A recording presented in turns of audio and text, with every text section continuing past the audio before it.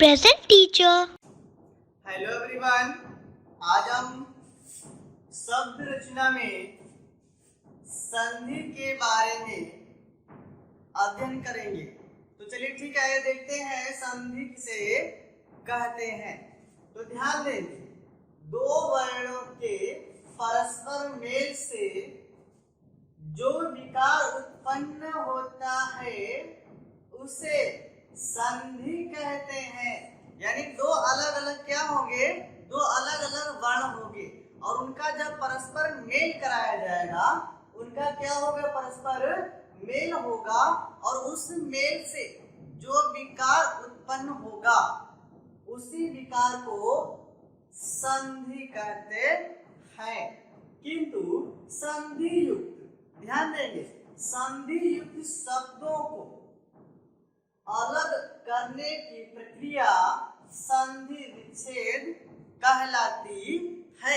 जो संधि युक्त शब्द होता है, जब उन्हें अलग करने की प्रक्रिया अपनाई जाती है तो उस प्रक्रिया को ही संधि विच्छेद कहा जाता है।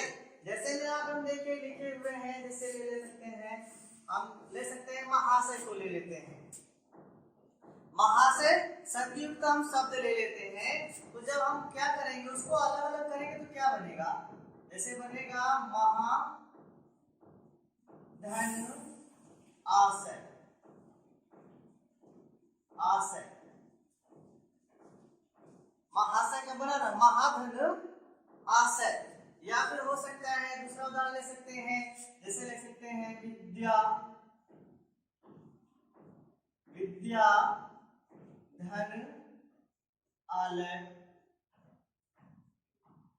विद्यालय को ले सकते हैं। तो विद्या धन आलय हो गया। अब देखें इसमें दो वर्ण हो गया ना, एक इधर हो गया दूसरा इधर हो गया। तो हम क्या करेंगे, देखिए जैसे विद्या, द्या में से क्या निकालेंगे, आ निकाल लेंगे, प्लस यहाँ से भी हम क्या करेंगे, आ निकालेंगे। देखिए दोनों निकल गया, एक इधर से एक इधर से, एक पहले पद से और एक अंतिम से, दोनों से क्या हुआ, एक एक वर्ण निकला। अब इन मेलों का हम क्या करेंगे, परस्पर मेल कराएंगे। तो दो वर्णों के परस्पर मेल से तो हम क्या करेंगे, इसको जोड़ेंगे तो क्या बन जाएगा, आ ही बनेगा। तो इसी को हम संधि कहते हैं। अब देखेंगे एक तरफ हम लिखे हैं संधि, दूसरे तरफ संधि विच्छेद। अब देखिए संधि शब्द क्या है, विद्यालय है। विद्यालय जो है यह संधि युक्त शब्द है। अब इस विद्यालय का हम क्या करेंगे, संधि विच्छेद करेंगे। तो जब संधि विच्छेद करेंगे तो क्या बनेगा, विद्या धन आलय, विद्या धन आलय, अलग अलग दो शब्द बन गए ना, विद्या अलग आलय अलग। अब देखिए इसमें से हम क्या करते हैं, आ ले लेते हैं या से, और आलय में से यानी अंतिम पद में से भी हम आ को ही लेते हैं, और जब इनको हम क्या करते हैं, दोनों को जोड़ते हैं तो क्या बन जाता है, आ बन जाता है।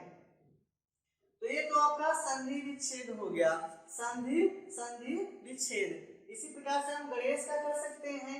तो गणेश का करेंगे तो क्या बनेगा, गण धन इस बनेगा।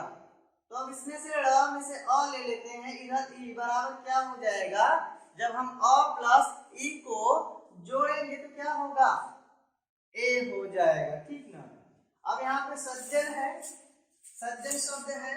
अब सज्जन शब्द का हम क्या करेंगे, संधि विच्छेद करेंगे। तो संधि विच्छेद करेंगे तो क्या हो जाएगा, शब्द धन जन हो जाएगा। अब कहेंगे कि ये त कहाँ से आया। अब बात ये आ सकती है कि ये त कहाँ से आया, यहाँ पे तो ज है। तो जब हम व्यंजन संधि पढ़ेंगे तो हम आपको बता देंगे कि ये ज की जगह त क्यों हो जाता है। तो संधि क्या है, यहाँ पे संधि विच्छेद क्या हुआ, शब्द धन जन हो गया। तो यहाँ पर से हम त लेंगे और अंतिम में से ज ले लेंगे। तो जब हम इन दोनों को जोड़ेंगे तो क्या बनेगा, जय बनेगा, जय बनेगा ना, ठीक। अब देखिए इसके बाद हम संधि के भेद के बारे में पढ़ेंगे कि संधि के कितने भेद हैं। तो देखिए संधि के कितने भेद होते हैं, तो संधि के 3 भेद हैं। कितने भेद, 3 भेद। अब वो कौन कौन से हैं, तो पहला भेद है स्वर संधि, दूसरा भेद है व्यंजन संधि और तीसरा भेद है विसर्ग संधि। अब इन तीनों में से सबसे पहले हम पढ़ेंगे स्वर संधि। क्या पढ़ेंगे? स्वर संधि पढ़ेंगे। तो चलिए आगे देखते हैं स्वर संधि किसे कहते हैं।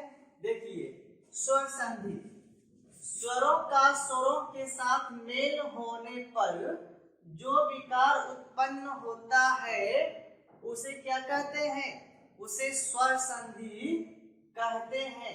जब एक स्वर का दूसरे स्वर के साथ मेल होता है और उनसे जो विकार उत्पन्न होता है उसे हम स्वर संधि कहते हैं। कौन सी संधि कहते हैं?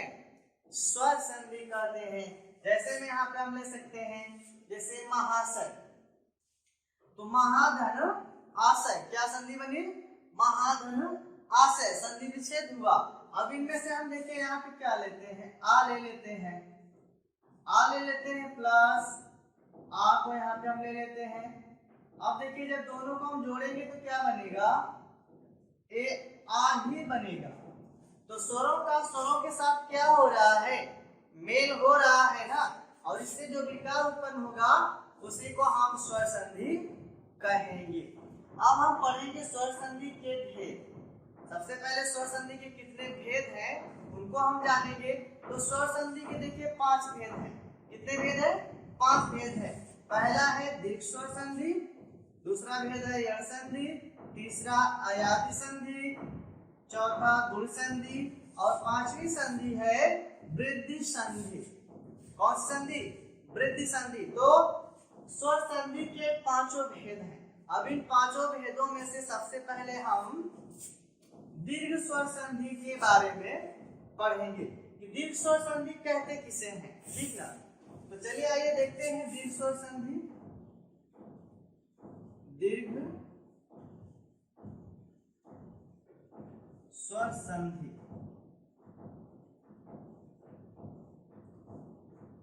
देखिए दीर्घ स्वर संधि किसे कहते हैं? दीर्घ स्वर संधि उसे कहा जाता है जब ह्रस्व या दीर्घ अ, इ, उ और री के बाद, अ, इ, उ और री के बाद कोई समान स्वर आए तो, कोई समान स्वर आए तो अ का क्या हो जाता है?